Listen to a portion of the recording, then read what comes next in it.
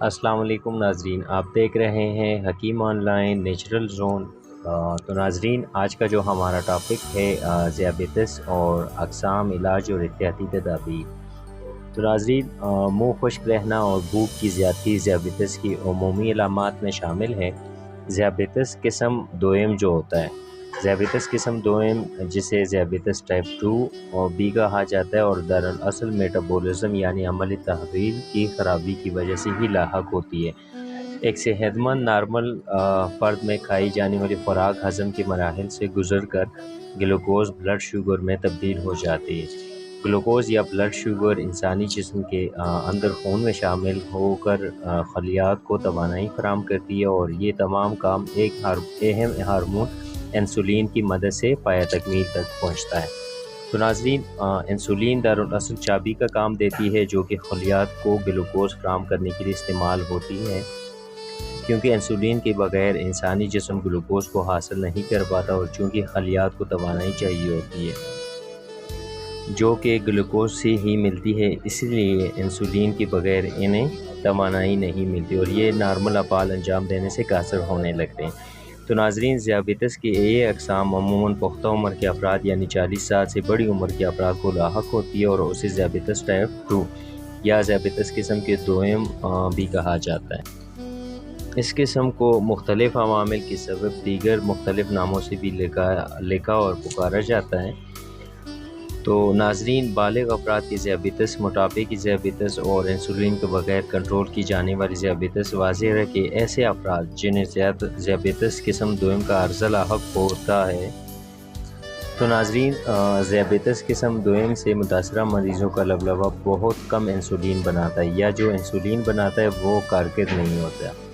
اکثر یہ ہوتا ہے کہ لبلبہ بہت زیادہ مقدار میں انسولین بنانے لگتا ہے، جس کی وجہ سے ایک وقت ایسا آتا ہے جب لبلبے کے خلیات بیٹا سیل تھک ہار کر انسولین بنانا بند کر دیتے ہیں، اور انسانی جسم کے خلیے جو عام طور پر انسولین کے ذریعے گلوکوز جذب کرتے ہیں، وہ کسی وجہ سے انسولین کا حکم مانے یعنی اس کے زیر اثر آنے سے انکار کر دیتے ہیں۔ طب میں اس اصطلاح کو انسولین مزاحمت کہا جاتا ہے۔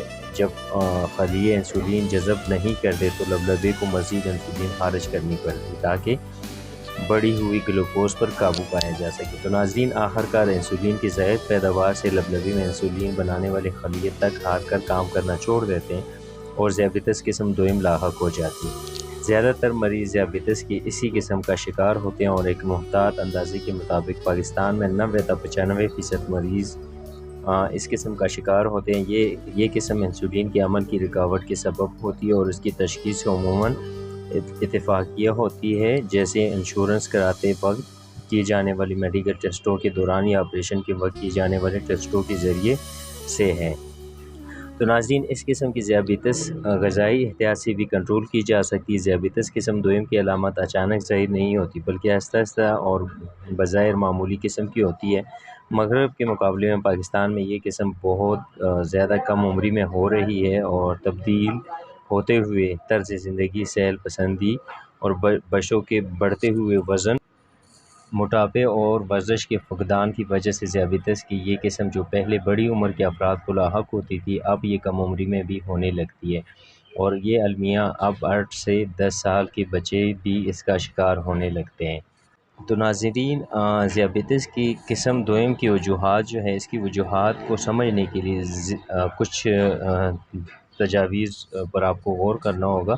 موروثی عوامل کے تحت جسم کے اندر جین کی خرابی پائی جاتی ہو، اور جس قسم کے انسولین کی خیزش کرنے والے خلیات یعنی بیٹا خلیات کے افعال کو درست کرتی ہے۔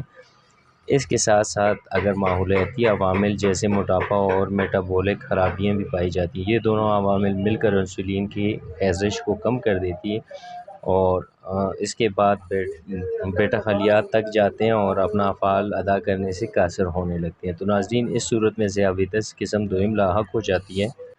روزمرہ زندگی کے کچھ عوامل جیسے اسٹریس کی زیادتی، موٹاپا، ورزش نہ کرنا، ثقیل و بادی اشیاء کا بکثرت استعمال، ہر وقت بیٹھے رہنا وغیرہ بھی اس مرض کا پیش خیمہ ہے۔